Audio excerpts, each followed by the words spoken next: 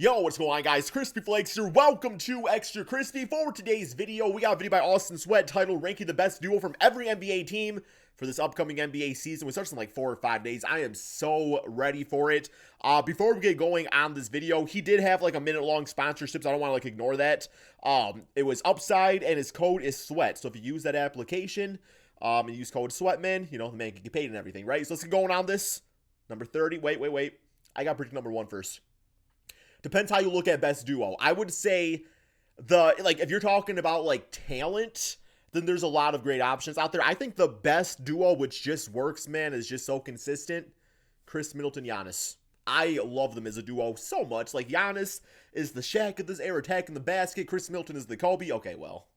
No, he's very efficient, though. 50, 40, 90 club, like, pretty consistently, or, you know, at least close to those numbers. So, yeah, that's my pick for number 1. With number 30, where we have Jalen Green and Jabari Smith Jr. Jalen had a great surprising rookie season, so next year he should be even better, but this duo is made up of a sophomore and a rookie that are going to be playing on one of the worst teams in the NBA this year, so it's Would you say Kevin Porter maybe over Jabari for now? For the 29th spot, it's Keldon Johnson and Jakob Poeltl, two young guys with a lot of potential playing on a really My God, I'm taking Jalen Green over both those players every day of the week. No disrespect to Keldon Johnson. I like Keldon. Got a nice little payday. Jakob Poeltl, good, serviceable center. Bad team. At 28, it goes to Colin Sexton and Lauri Markkanen. Well, there's a lot of guys that Jazz's duo could have been, and technically, I guess right now it actually is Lauri could Jordan be a Clarkson problem next and Mike season. Conley. But since they'll most likely be traded at some point this season is why Markkanen and Sexton are the duo, who I don't think are going to have a lot of team chemistry at all. The 27th best duo in the league has got to be Franz Wagner and Paolo Banchero. The Orlando Magic's roster is full of talented young players, but we can only have 2 for a duo, and Franz is the best go-to scorer on the team right now. While Paolo is just the first overall pick, and if he plays like one like he's supposed to, I think we can call these two Orlando's best. The 26th best, though, goes to the Detroit Pistons for having Cade Cunningham and Bojan Bogdanovic.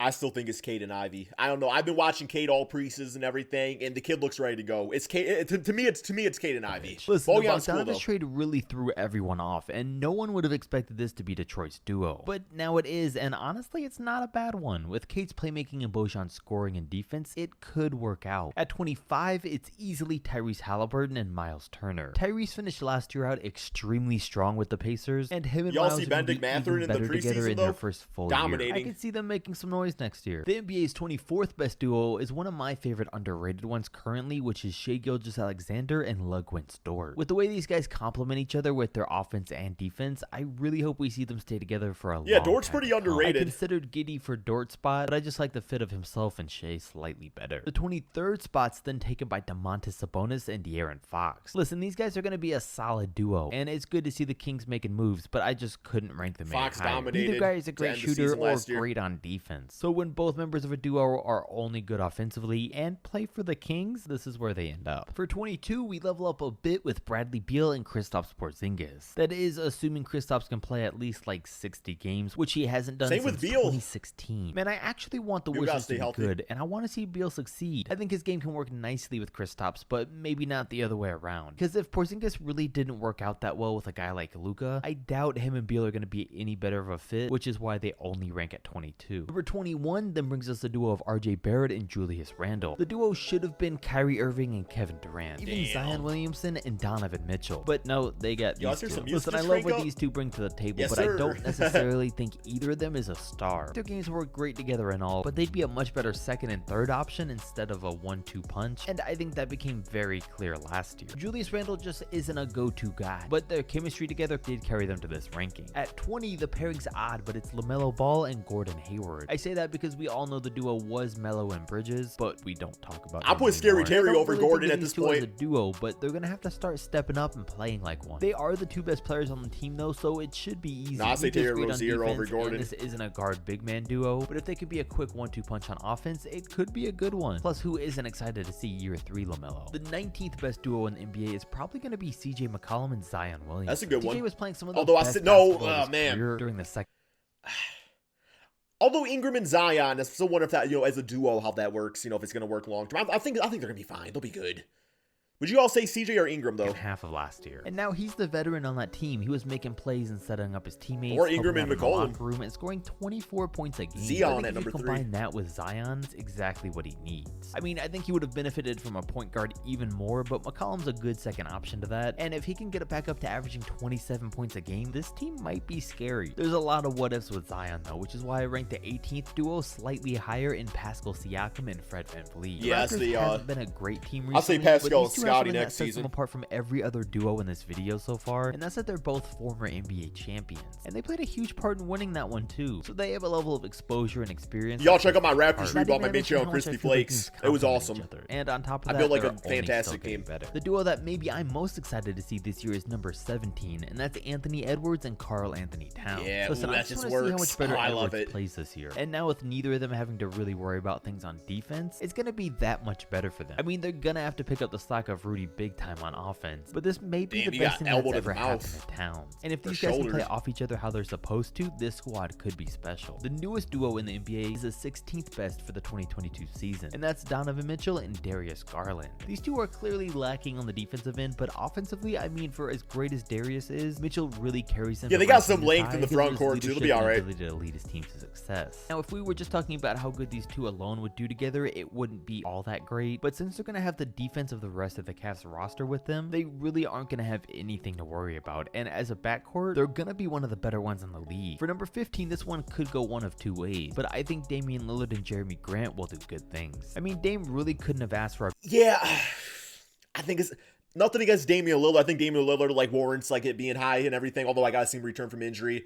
Jeremy Grant though is the second guy. I mean, I like Jeremy Grant, don't get me wrong. I just don't know having him as the second warrants them being this high though. And that's somebody that's watched Jeremy Grant for a few seasons in Detroit. Like, it's all right. better type A little of too player high to for me, in play my with. opinion. A big man that can run the pick and roll and do a little bit of everything. I don't know how the Blazers going to do as a whole. Shaedon They do Sharpe know could be these that two guy will, this without season, a to be doubt, honest. Be at least a top 15 duo in the league. At 14, we have the duo of Trae Young and DeJounte Murray. Listen, we haven't seen them play together yet. Yeah, I but gotta see I'm ready 13 for it and to higher than happen. I them. mean, no matter who you put in a duo with Trae Young, whether it's John Collins or Clint Capella, he was already going to rank pretty high, but especially does now since it's the rising star in Murray. The 13th spot is Zach LaVine and DeMar DeRozan, and it was pretty sad to see the Bulls lose all their steam towards the end of last year, especially after Lonzo got hurt. But I really just love what Shout this out to duo Ayo, though, brings to getting that the starting table. point guard DeMar leads spot. the way with his mid-range game, while LaVine can play on or off the ball and score just as good when needed. I don't think they'll be able to lead their team to a championship or anything, but they definitely make for a fun team to watch, especially since they have a great supporting cast around them. The 12th best duo in the league, I'm gonna say, is Jimmy Butler and Bam Adebayo. Honestly, I almost ranked them a little lower for how Bam kinda dropped off once the postseason came around, but as always, Jimmy made up for it. They just can't be great if Jimmy's gonna be the only one who steps up when it matters most. But based on potential this year, no doubt they're going to be one of the best in the game. For number 11, I had to give it to John Morant and Desmond Bane. And I'm saying it now, cool with everyone that. keep an eye out for Desmond Bane next year, because he could turn into a star. He's a very smart player and an elite I'm so mad defender he fell and so far in the shooter, draft. without I a was doubt a screaming top to 5 shooter in the game, draft which this sounds man. like another Screaming. current NBA great. But that's the perfect compliment to be playing next to John Morant in the backcourt. Listen, if Ja stays consistent and Bane jumps up again to averaging over 20 a game, the league's going to have a real problem with this one. Okay, now we're finally into the top 10, and at number 10, I Here we have go, here we Luka go. Doncic and Spencer Dinwiddie. I'm gonna leave them like this for now, but I have a feeling by the end of the season it's gonna be Luka and Christian Wood. I think they're just gonna play too perfectly together for it not to be. I mean, plus I really don't like the pairing of Spencer and Luka as a duo. They're great when they share the court together, but Yeah, as a honestly, Luka duo, and Christian maybe Wood not. works The reason pretty they damn still rank so nicely. high though is because anyone paired with Luka is gonna Hopefully do they that. play a At lot. 9, we then have CP3 and Devin Booker, and I know, like, what? How am I gonna do that and put these guys over him? Well, it's simple, because like I said, I don't like the Mavs duo, and Chris and Devin, even though they're still funny to And laugh it's an at, 82 they game fit well season. together on the court and really do make each other better. But then again, I may have to reconsider this one if Chris's game just keeps dropping off with his age, so we'll see. But okay, now we're getting into elite company, because number 8 is Anthony Davis and LeBron James. We know LeBron's Damn, gonna at be number LeBron, 8, but how Anthony times have Davis is changed. a walking injury. We can't count on him for anything, which is why the Lakers didn't even make the playoffs last year. But when healthy, since they did win a title together in the past 2 years, that still gives them more credibility than a lot of other duos. those. So 80's injuries Yeah, gotta really earn it bring again, them I down guess. from where they should be, but the talent and championship bring them back up a little bit. One spot above them may be a little controversial, but for the number 7 spot, I have James Harden and Joel Embiid. And maybe I'm cool I with shouldn't it. because now we're having 2 injury-prone players in this duo instead of 1. But listen, just based on Harden's potential, ready these to guys go. could be number 1. And I'm betting that they're both gonna have a great year where they stay healthy. And I mean, play you can put you can put Harden with Embiid, or I would even take Tyrese Maxey with Embiid, and they're still like they still rank that high. Tyrese Maxey's that guy. better. Maybe I'm being a little biased, but I think this is a fair That ranking. kinda Now, rhymed. for 6, we got to give it to Jason and Jalen since they just made the finals. And not only played like future champs, but played even better off of each other and really embodied what it meant to be an actual duo. On games when Jason couldn't step up, Jalen did. And when Jason was getting hot, Jalen stepped back and let him do his thing. They have every aspect of the game covered on Yeah, both Giannis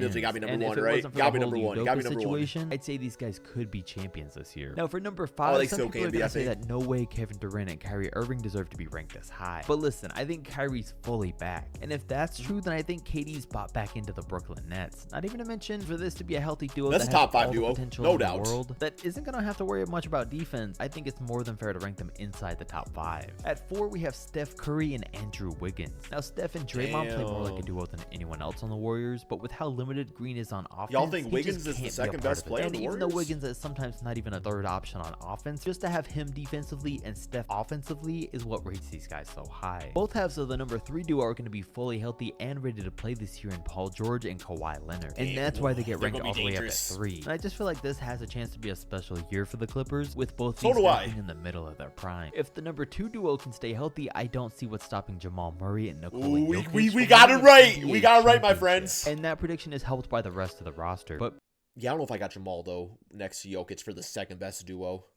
Too many question marks with Jamal coming back from injury. based mostly I off ready of to put just that how high, good yeah, these with, guys even if play. Jokic And is seeing the how MVP Jokic back-to-back. hasn't missed a beat without Jamal, with him is gonna be scary to see. Then of course number 1 is Giannis and Chris Yes! Middleton. Giannis is Oh, I feel good arguably about the best myself. player in the world when you consider his skill on both ends, and when both him and Chris are fully healthy, they're right back up to the top of the list as championship favorites. And these are all my rankings. If you enjoyed this video, Yeah, I mean, I gotta look at the list like all together to see if I really agree with it. But I would say for the most part, there's a few disagreements. There always is gonna be when it comes to the list. What you guys all think? Let me know in the comment section below. Thank you all so much for watching, and peace out, my friends.